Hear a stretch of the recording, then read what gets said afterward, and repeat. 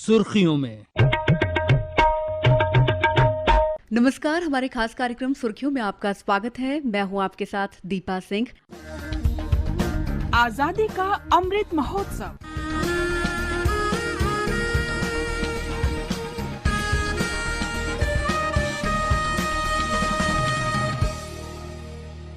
देश आजादी की 75वीं वर्षगांठ मना रहा है।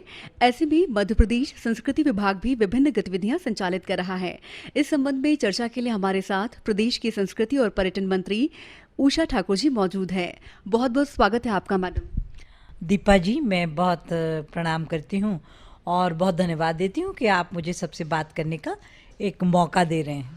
तो चलिए कार्यक्रम की शुरुआत करते हैं। सबसे पहले मैडम यही जानना चाहूंगी कि जो हमारा मध्य प्रदेश संस्कृति विभाग है वो आज़ादी के अमृत महोत्सव में किस तरह अपना योगदान दे रहा है। संस्कृति विभाग की अपनी जिम्मेदारी है कि आज़ादी का अमृत उत्सव ये 75वां वर्ष, हम सब बहुत सौभाग्यशाली हैं कि इसको मनाने का अवसर हमें मिला। विभाग बहुत ही चिंता के साथ अपनी जिम्मेदारियों को बखूबी निभाने के लिए कटिबद्ध है। अभी पिछले 15 अगस्त पर कुछ नहीं कर पा रहे थे तो हमने ऑनलाइन वर्चुअल 75 क्रांतिकारियों के चित्र भेजकर सब बच्चों को उस प्रतियोगिता में शामिल किया। हम एंशिएंट हिस्ट्री, गुरुओं का बलिदानी इतिहास और राजस्थान का गौरवशाली इतिहास, उनको मिलाकर एक परीक्षा आयोजित कर रहे हैं ताकि इसी बहाने ये जो प्रतियोगिता है 52 जिलों में होगी और इसमें विद्यार्थी और जन सामान्य 2 श्रेणियों में ये होगी और इसमें सब लोग शामिल हो पाएंगे और जिला स्तर पर पुरस्कृत होंगे और प्रदेश स्तर पे भी उन्हें सम्मानित किया जाएगा। वाकई संस्कृति विभाग की ये पहल सराहनीय है, लेकिन इस पहल में कैसे हमारे प्रदेश के बच्चे पार्टिसिपेट कर पाएं, जो जिलों में बच्चे हैं वो बढ़ चढ़कर हिस्सा ले पाएं, इसके लिए वे क्या करें, आप थोड़ा इसे विस्तार से बताएं। जी, ये जो प्रतियोगिता है ये एंशिएंट हिस्ट्री और सिख गुरुओं का बलिदानी इतिहास, राजस्थान का गौरवशाली इतिहास, इन 3 हिस्सों को लेकर इसका प्रश्न पत्र तैयार होगा और वो सारे डिटेल्स जो शामिल होंगे उनके लिए वो पूरा पाठ्यक्रम वो वहाँ तक हम पहुँचाएंगे और ये परीक्षाएं सब ऑनलाइन होंगी। तो कोई भी स्थिति रहे ये परीक्षाएं स्थगित नहीं होंगी और निश्चित रूप से होंगी और उद्देश्य उसके पीछे मकसद बस इतना ही है कि बच्चे अपने गौरवशाली इतिहास को जान सकें कि क्यों वो कालजयी विश्वविजयी भारतीय संस्कृति के प्रणेता हैं, ऐसा क्या किया है उनके पुरखों ने जिसको उनके लिए जानना बहुत ज़रूरी है। मैडम, अगर बात करें हमारी वीरांगनाओं की, तो देश की आज़ादी में जो प्रदेश की वीरांगनाएं थीं उन्होंने भी बढ़ चढ़कर हिस्सा लिया और अपना सर्वस्व निछावर कर दिया, लेकिन कहा ऐसा जाता है कि उनको बहुत कम महत्व मिल पाया है। तो ऐसे में जो हमारी नई पीढ़ी है, जो युवा पीढ़ी है, वो उनके शौर्य को समझे और उनके साहस को जाने, इसके लिए संस्कृति विभाग किस तरह की पहल कर रहा है। देखिए, क्योंकि मातृशक्ति जो होती है वो विश्व की निर्मात्री शक्ति है, राष्ट्र की आधार शक्ति है और हम भारतवासी तो बहुत ही सौभाग्यशाली हैं कि हमारे यहाँ अनादिकाल से जब जब समाज पे विपदा आई मातृशक्ति ने उसका नेतृत्व किया और आसुरी शक्तियों का नाश किया। चाहे बात आप सतयुग, द्वापर, त्रेता से लेकर वर्तमान तक की करें, हमारा अतीत भी बहुत श्रेष्ठ था, वर्तमान भी और भविष्य और भी अधिक उज्जवल होगा। इसी अपेक्षा और आकांक्षा के साथ हर उस महिला, माँ मदालसा, माँ जीजाबाई, माँ जयवंता देवी, माँ विद्यावती, भुवनेश्वरी जी, प्रभावती जी, महारानी जगरानी देवी जी, आज़ाद जी की माँ, उन सब का जीवन चरित्र हम संकलित कर रहे हैं और जितनी हम कोशिश करें, माननीय मुख्यमंत्री जी से हमने निवेदन किया है कि मातृशक्ति का ये उज्जवल चरित्र आंगनवाड़ियों पर भी, क्योंकि वहाँ गर्भवती धात्री सब माताएं आती हैं, किशोरी बालिकाएं होती हैं, तो वहाँ ये जीवन चरित्र अवश्य पढ़ाए जाएं इस 75वें वर्ष में, ताकि वो मातृशक्ति भी कि मैं भारत की भूमि पे यदि मैं स्त्री के रूप में जन्मी हूँ तो मेरी बहुत महत्वपूर्ण जिम्मेदारी है अपने देश, धर्म, संस्कृति और समाज को सात्विकता का संस्कार देते हुए श्रेष्ठ स्थान पर ले जाने की। देश की आजादी में अनसंग हीरोज यानी प्रदेश के ऐसे वीर जिन्होंने देश की आजादी में अपनी आहुति दी है, उनका साहस, उनका शौर्य और उनका पराक्रम लोगों तक नहीं पहुंच पाया है जितना पहुंचना चाहिए था। ऐसे अनसंग हीरोज के लिए क्या कुछ पहल की जा रही है जिससे हमारे देश की युवा पीढ़ी ऐसे वीर स्वतंत्रता सेनानियों के साहस और शौर्य को समझ सके? जो हमारे, क्योंकि कई क्रांतिकारियों को तो हम पहचानते हैं पर कई लोग तो ऐसे जिनका नाम भी कोई नहीं जानता, पर उन्होंने देश की स्वतंत्रता के लिए अपना सर्वस्व न्यौछावर किया। और मुझे बहुत याद आते हैं सरल जी, जिन्होंने आह्वान किया कि प्रेरणा शहीदों से यदि हम नहीं लेंगे तो आज़ादी ढलती हुई सांझ हो जाएगी। वीरों की पूजा यदि हम नहीं करेंगे तो सच मानिए ये वीरता बांझ हो जाएगी। इसलिए आज की जो पीढ़ी आपकी हमारी है, हमारी सबसे महत्वपूर्ण जिम्मेदारी है कि आज़ादी के इस 75वें अमृत वर्ष में हम उन सब क्रांतिकारियों को जन जन तक पहुंचाएंगे। हम उनके लिए, जैसे मैंने आपको बताया, हम प्रतियोगिता आयोजित कर रहे हैं, हम पुस्तकें भी प्रकाशित कर रहे हैं और हमने माननीय मुख्यमंत्री जी को प्रार्थना भी की है कि जितने विद्यालय हैं उन सबको महापुरुषों के, क्रांतिकारियों के नाम पर, आज कई विद्यालय क्रमांक से जाने जाते हैं, 47, 48, बड़ा कष्ट होता है बच्चों को। कम से कम वो उस एक क्रांतिकारी को तो जानेंगे कि मेरा नाम उनके उस महापुरुष क्रांतिकारी के नाम पर है, तो निश्चित रूप से वो उस जीवन चरित्र को भी पढ़ेंगे, समझेंगे। और मेरी व्यक्तिगत मान्यता है कि हम जैसा चित्र रोज देखते हैं, हमारी चित्तवृत्ति वैसी ही बनती चली जाती है। तो हमें यदि हमारे आने वाली पीढ़ी को देशभक्त बनाना है, संवेदनाओं से, सेवाओं से उसको भरपूर करना है, तो क्रांतिकारियों से उसका परिचय कराना बहुत ज़रूरी है। वाकई ये पहल बहुत अच्छी है और उम्मीद करती हूँ कि जल्दी ही ये पहल हमारे प्रदेश में लागू हो जाएगी, ताकि हमारे प्रदेश की जो युवा पीढ़ी है, जो बच्चे हैं, वो हमारे स्वतंत्रता सेनानियों को अच्छे से जाने, उनके साहस, उनके शौर्य और उनके पराक्रम को समझें। हमारा अगला सवाल है आदिवासी समाज से। देखा जाए तो देश की आज़ादी में जो आदिवासी समुदाय है उसने भी बढ़ चढ़कर हिस्सा लिया है। खासकर बात की जाए अगर प्रदेश के आदिवासी नेता टंट्या भील, भीमा नायक की, तो इनके साहस और इनके शौर्य को पूरे देशवासी अच्छे से जानते हैं। लेकिन कुछ आदिवासी समाज के कुछ वीर सपूत ऐसे रहे हैं जिनके बारे में, जिनके योगदान को हम अच्छे से नहीं जानते हैं। तो उसके लिए क्या कुछ किया जा रहा है? वनवासी समाज अनादिकाल से धर्म, संस्कृति, राष्ट्र का रक्षक रहा है। आप त्रेता में चलें, आप द्वापर में देखें, आप वर्तमान में देखें, जब जब सांस्कृतिक हमले हुए, वनवासी समाज ने अपना सर्वस्व न्यौछावर करते हुए सनातन धर्म की रक्षा के लिए डट के वो खड़े रहे। हमारे श्रद्धेय टंट्या मामा हों शहीद, या भगवान बिरसा मुंडा हों, अभी 15 नवंबर को हम उनका पूरा सप्ताह मनाने वाले हैं। हम महारानी दुर्गावती, महारानी अवंतीबाई, माँ अहिल्या देवी, जिनके जीवन हम सब के प्रेरणा स्रोत हैं ये लोग, तो इन सब को पहुँचा रहे हैं जन जन तक। और कार्यक्रमों के माध्यम से, प्रतियोगिताओं के माध्यम से, किसी बहाने से बच्चे इन सबको पढ़ें और इनके सद्गुणों को अपने भीतर लाएं और अपने देश के लिए ऐसा ही कुछ वो भी कर पाए, ये उद्देश्य है। मैम, एक बहुत ही महत्वपूर्ण विषय प्रधानमंत्री जी भी लगातार उठाते आ रहे हैं कि फिटनेस का डोज आधा घंटा रोज़, कि फिट होना बहुत ज़रूरी है। अगर आप फिट हैं तो आप देश को कुछ ना कुछ योगदान दे रहे हैं। तो फिटनेस को लेकर विभाग द्वारा किस तरह के आयोजन किए जा रहे हैं अमृत महोत्सव पर?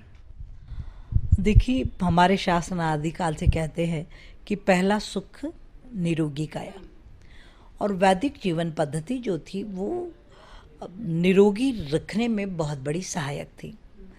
अभी भौतिकता से दग्ध हो गया समाज, दिनचर्या में आमूलचूल परिवर्तन हो गया, प्रकृति के सानिध्य में रहने का मौका ही नहीं मिल पा रहा बच्चों को। वो दिन भर या तो कंप्यूटर पे, या तो मोबाइल पर, या तो उसी में उलझे हुए हैं। और जब तक जिस व्यक्ति का तादात्म्य प्रकृति से नहीं होगा, वो स्वस्थ रह ही नहीं पाएगा।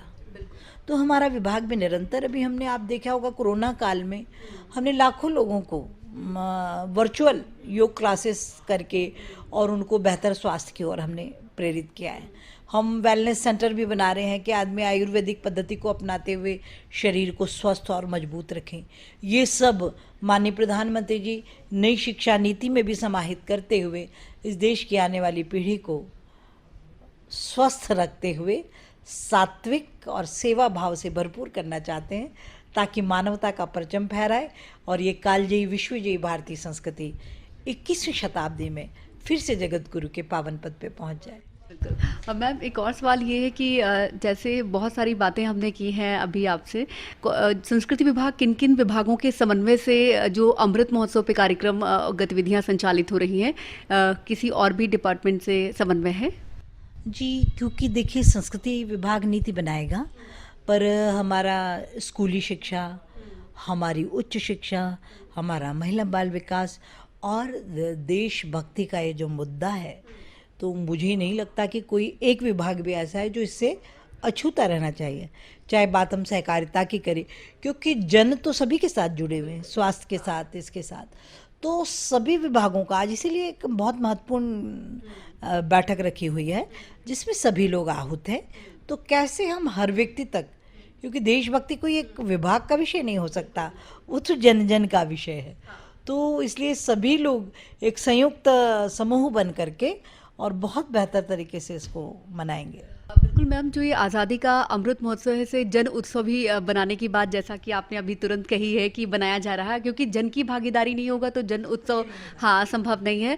तो कोरोना के दौरान, क्योंकि कोरोना महामारी का ये दौर लगातार बना हुआ है, तो इस दौरान कैसे हम लोग ये सारी चीज़ें प्लान कर पाएंगे? देखिए, दोनों तैयारियां हैं। यदि कोरोना की तीसरी लहर भगवान न करे आए, मेरी तो रोज़ ये प्रार्थना होती है और मैं सबको इसीलिए वैदिक जीवन पद्धति अपनाने को बार बार प्रार्थना करती हूँ कि अपनाइए, कोई महामारी हम तक फटक नहीं पाएगी। यदि आती है तो सब वर्चुअल होगा। आजकल बहुत बेहतर संसाधन हमारे पास हैं, हम 3D और उसके माध्यम से ऐसे लगता है कि एक्चुअली हम लोग शामिल हैं, वो कर सकते हैं। और नहीं आएगा तो ये जश्न फिर आने वाले 100 साल तक लोग याद रखेंगे। इतना उत्साह और आनंद के साथ मनेगा और प्रभु से प्रार्थना है कि तीसरी लहर ना आए। हमारी भी यही प्रार्थना है कि तीसरी लहर ना आए। इसके लिए हम लगातार आकाशवाणी भोपाल अपील कर रहा है कि जब भी आप बाहर जाएं तो मास्क जरूर लगाएं, सैनिटाइजर का इस्तेमाल करें, बार बार हाथ धोते रहें और अनावश्यक बाहर बिल्कुल भी ना जाएं। मैडम, अभी आपने बताया था कि संस्कृति विभाग का विभिन्न विभागों से समन्वय है और जिसके जरिए अमृत महोत्सव पर तरह तरह के कार्यक्रम आयोजित किए जा रहे हैं। स्कूली शिक्षा विभाग की बात की जाए तो जो बच्चों में आज़ादी के अमृत महोत्सव को लेकर जो कार्यक्रम चलाए जा रहे हैं, बच्चे उसमें कैसे पार्टिसिपेट कर पाएं और बच्चे उसे कैसे समझें, इसके लिए क्या कुछ किया जा रहा है? उसमें अभी हमने मन बनाया, वो ये बनाया था कि यदि कोविड पीछा छोड़ देता है तो एक रथ हमने बनाया क्रांतिकारियों का, और वो रथ एक विद्यालय में जाएगा। बच्चे भारत माँ की आरती करेंगे, वंदे मातरम गाएंगे, जनगण मन शुद्धता से गाएंगे और फिर उस रथ को पास के स्कूल तक पहुंचाएंगे। तो एक उत्साह का वातावरण बनेगा। फिर वहाँ ये सब होगा, फिर वो अगले उसमें ले जाएंगे और एक निरंतर सिलसिला क्रांतिकारियों को समझने का, सुनने का, पहुंचाने का उन बच्चों के माध्यम से बनेगा। मैम, प्रदेश के शहीदों की स्मृतियों को संजोने के लिए क्या विशेष प्रयास किए जा रहे हैं? इसके लिए भी हम अपने सब माननीय जनप्रतिनिधिगण को, हम वहाँ के इतिहासवेत्ताओं को, वहाँ के पुरातत्ववेत्ताओं को, उनको भी हमने पत्र हम लिख रहे हैं कि यदि स्थानीय स्तर पर कोई ऐसा क्रांतिकारी है या ऐसा महापुरुष है जो किसी कारण से नहीं आ पाया सबके संज्ञान में, तो आप उनको लिपिबद्ध करके मैं तथ्य और प्रमाण के भेजें, तो उन सबको संकलित करके भी प्रकाशित करेंगे। मैम, आज़ादी का अमृत महोत्सव जो मनाया जा रहा है, जो प्रदेश से बोला जा रहा है कि सब जन जन शामिल हो ताकि हम जो हमारे सेनानियों की शौर्य गाथा है हम सब उसको समझें और उसके महत्व को जानें, तो इसके लिए आप प्रदेशवासियों से क्या अपील करना चाहेंगे, किस तरह से वो बढ़ चढ़ कर हिस्सा लें? मैं प्रदेशवासियों से प्रार्थना करती हूँ। बचपन से मुझे अपार कष्ट होता था कि 15 अगस्त और 26 जनवरी आई, यानी वो खाली विद्यालयीन और महाविद्यालयीन बच्चों की है। आम नागरिक का कभी कोई नाता राष्ट्रीय पर्वों से नहीं रहा। तो मेरी सब भाई बहनों से प्रार्थना है कि इस बार 15 अगस्त तो गया, 26 जनवरी आने को है। हम सब एक राष्ट्र ध्वज खरीदें और हर घर पे तिरंगा फहराएं, अपनी देशभक्ति का परिचय दें। विश्व देखे कि 75वां वर्ष अमृत उत्सव आज़ादी का हिंदुस्तान के हर व्यक्ति ने किस तरह से बढ़ चढ़ के मनाया और राष्ट्र के प्रति उसका ये समर्पण भाव है, क्रांतिकारियों को ये उसकी श्रद्धांजलि है। मैम, लोक प्रसारक के रूप में हम लोग भी अपनी लगातार भूमिका निभा रहे हैं आज़ादी के अमृत महोत्सव को लेकर। आकाशवाणी समाचार भोपाल जो है क्विज चला रहा है, हमारे स्पेशल प्रोग्राम्स जा रहे हैं। आजकल एक कार्यक्रम है, उसमें भी हम लगातार अपने जो प्रदेश के स्वतंत्रता सेनानी हैं उनकी शौर्य गाथा को सुनाते हैं। सुर्खियों में एक कार्यक्रम है, उसमें भी हम लोग शौर्य गाथा बताते हैं। आकाशवाणी के बहुत आभारी हैं कि आप लोग भी बहुत सुंदर तरीके से क्रांतिकारियों को और देश के गौरवशाली इतिहास को जन जन तक पहुंचा रहे हैं। आप बहुत सशक्त माध्यम हैं। कोई एक व्यक्ति ऐसी नहीं होगा जो आकाशवाणी को नहीं सुनता होगा। मैं सच बता रही हूँ, मैं कभी टीवी देखने में मेरा कोई इंटरेस्ट नहीं होता, पर मैं आकाशवाणी और गीत सुनना जो मुझे अच्छा लगता है, बस वो रेडियो के माध्यम से ही बहुत अच्छा लगता है। मैं आपकी बहुत आभारी हूँ कि मेरे विभाग का भी महत्वपूर्ण काम आप कर रहे हैं क्रांतिकारियों के प्रचार प्रसार का। बहुत बहुत शुक्रिया मैडम, चर्चा में भाग लेने के लिए, हमें अपना बहुमूल्य समय देने के लिए बहुत धन्यवाद देती हूँ। आजादी का अमृत महोत्सव।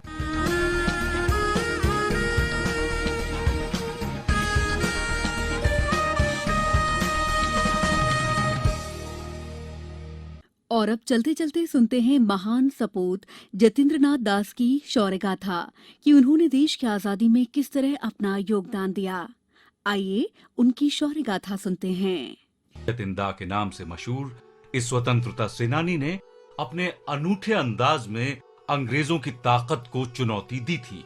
जतिन दास का जन्म 1904 में 27 अक्टूबर को कलकत्ता में हुआ था।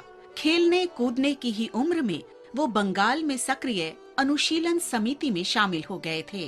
बाद में जतिंदा हिंदुस्तान सोशलिस्ट रिपब्लिक एसोसिएशन से जुड़े और भगत सिंह तथा उनके साथियों के साथ काम किया।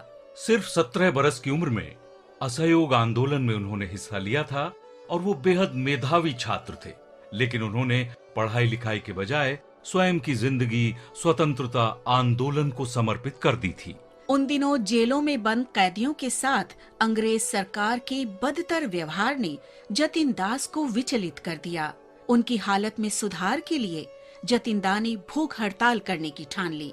वे 63 दिनों तक लाहौर जेल में अनशन पर रहे और उन्होंने अपनी जान दे दी। युवा क्रांतिकारी के इस बलिदान का जेल अधिकारियों पर असर पड़ा। राजनीतिक बंदियों की हालत सुधारने के लिए उन्हें आखिरकार झुकना पड़ा। इन क्रांतिकारियों को 14 जून सन 1929 को लाहौर षड्यंत्र मामले में गिरफ्तार किया गया, जो कि ब्रिटिश पुलिस अफसर जॉन सॉन्डर्स की हत्या से जुड़ा था। राजनैतिक बंदियों के अधिकारियों के लिए लड़ने वाले जतिन दास को भूख हड़ताल के दौरान कई तरह की कठिनाइयों का सामना करना पड़ा। उन्हें बेरहमी से पीटा गया और जबरदस्ती खाना खिलाने की कोशिश की गई, जिससे उनके फेफड़े खराब हो गए। जतिंदा का पार्थिव शरीर जब बंगाल पहुंचा तो उसे हावड़ा स्टेशन पर लेने स्वयं सुभाष चंद्र बोस पहुंचे थे। रिकॉर्ड के मुताबिक जतिन दास के अंतिम संस्कार में 7 लाख से अधिक लोग शामिल हुए थे। सुभाष चंद्र बोस ने तब राष्ट्र के युवा दधीची के रूप में उनके बलिदान को याद किया था। कार्यक्रम सुर्खियों में फिलहाल इतना ही। अगले सप्ताह फिर होगी आपसे मुलाकात, इसी दिन इसी समय पर। तब तक के लिए नमस्कार। सुर्खियों में